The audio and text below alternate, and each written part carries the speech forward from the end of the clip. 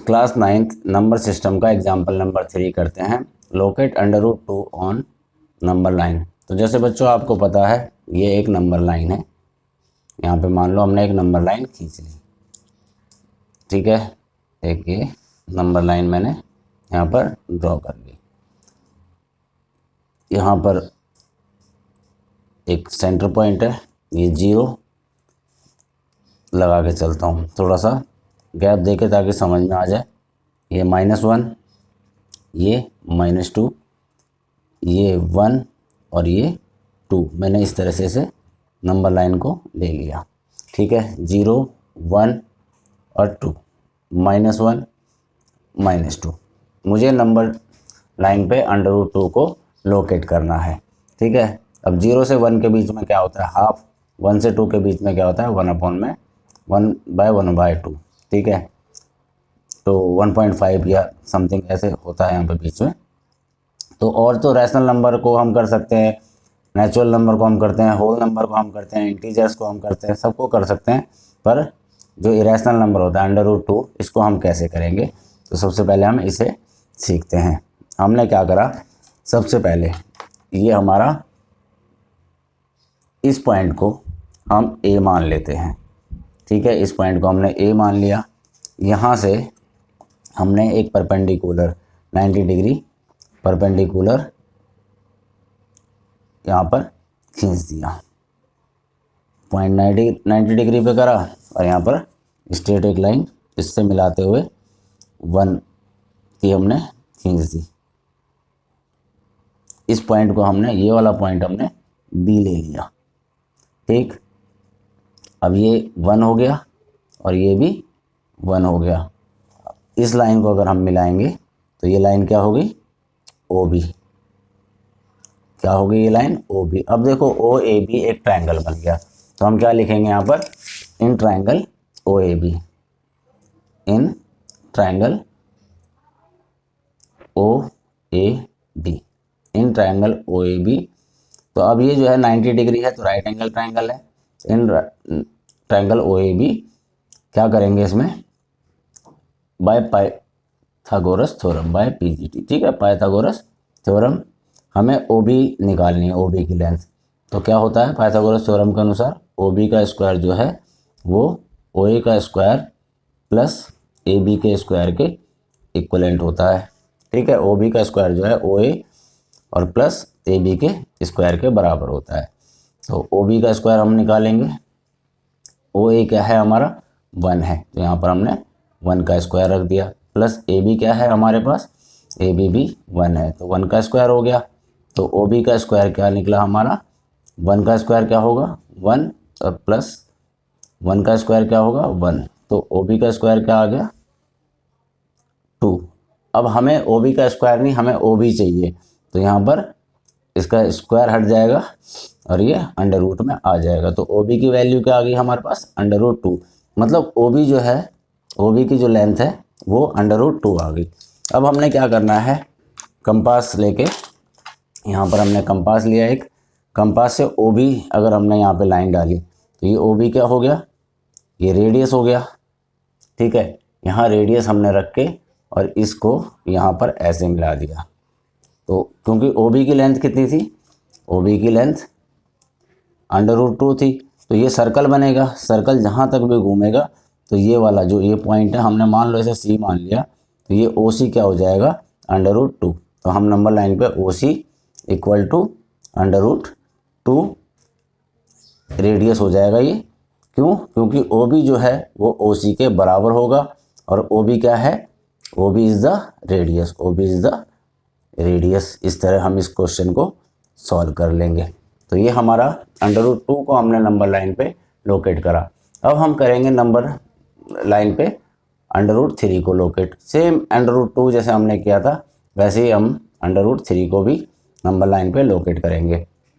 अब हम करते हैं नंबर 3 को लोकेट। तो नंबर 3 के लिए क्या करेंगे, सेम प्रोसेस, सेम आपने क्या करना है, एक नंबर लाइन ली, एक नंबर लाइन ले ली, ठीक है। नंबर लाइन ली और यहाँ पर एक पॉइंट ओ, इस पॉइंट का नाम रख दिया ये है 0।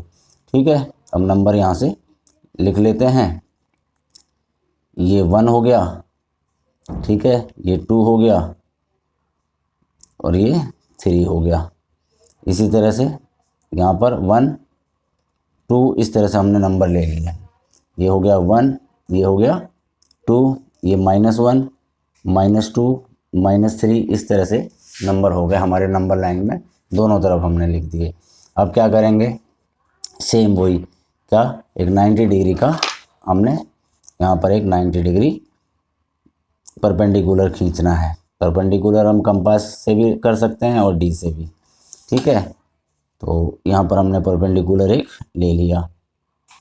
मैं थोड़ा सा डिस्टेंस बड़ा रख रहा हूँ ताकि समझ में आ जाए, खुला खुला हो जाए। अब ये ओ ए कितना था, ये ओ ए जो हमने इसको पॉइंट को ए मान लिया था, ये ओ ए हो गया, इसकी होगी 1। अब यहाँ से मैंने इस पॉइंट को मान लिया बी। ठीक है, तो ये कितना हो गया, ए बी 1। अभी मैंने इसी क्वेश्चन के फर्स्ट पार्ट में निकाला था ओ बी का। ओ बी की लेंथ कितनी निकाली थी, √2। क्वेश्चन में निकाली थी ओ बी की length √2, O B equal to √2। ठीक है, अब मैंने यहाँ पर क्या करा, इसी ओ बी लाइन को बेस रखकर, ओ बी लाइन को बेस रखकर फिर एक परपेंडिकुलर यहाँ से खींचा। ये एक परपेंडिकुलर इस लाइन से मिलाते हुए मैंने डाल दिया। ठीक है, ये भी मैंने 1 सेंटीमीटर की लाइन डाल दी। अब इस पॉइंट को मैं मान लो, इसको मान लेता हूँ मैं सी। ठीक है, अब मैंने ओ सी को मिला दिया, ओ सी को यहाँ पर मिला दिया। अब बी सी कितना है, 1 है। अब मैं सेम, ये क्या हो गया मेरा, ये 90 डिग्री का हो गया। ठीक है, 90 डिग्री एट बी। तो यहाँ पर क्या लिख दूंगा मैं, इन राइट ट्रायंगल लिख देता हूँ, इन राइट ट्रायंगल कौन सा है, O B C right angle at B है ना, राइट एंगल एट बी। चलो मैंने पूरा लिख दिया, राइट एंगल एट बी। इसमें देखो अब क्या है, ओ सी हाइपोटेनियस साइड है, हाइपोटेनियस ओ सी का स्क्वायर मतलब बाय पी जी टी है ना, by P G T. Pythagoras theorem के अनुसार ओ सी जो है 90 डिग्री के सामने वाला हाइपोटेनियस होता है, ओ सी का square equal to O B का स्क्वायर प्लस बी सी का स्क्वायर होता है।